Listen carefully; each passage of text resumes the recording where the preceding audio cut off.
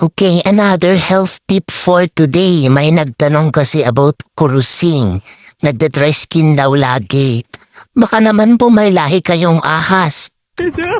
Joke lang. Yan bang nang aahas ng kapitbahay? Or baka naman may lahi kayong buhaya yung nagbubulsa ng pag-aari ng iba. Dry skin po yung mga yun eh. Joke lang po, joke lang. So kung meron tayong dry skin at wala naman po tayong ibang karamdaman dahil ang dry skin po minsan ay side effect po yan or symptoms po yan ng mga karamdaman. Pero kung normal naman po lahat, tapos nagda-dry skin pa rin po kayo lagi, kulang lang po yan ng delayed. Hay, ano po tubig? Ano ba yan? Yan, so tubig lang po, hydrate pa, more hydration po. Kulang lang po kayo ng intake ng water.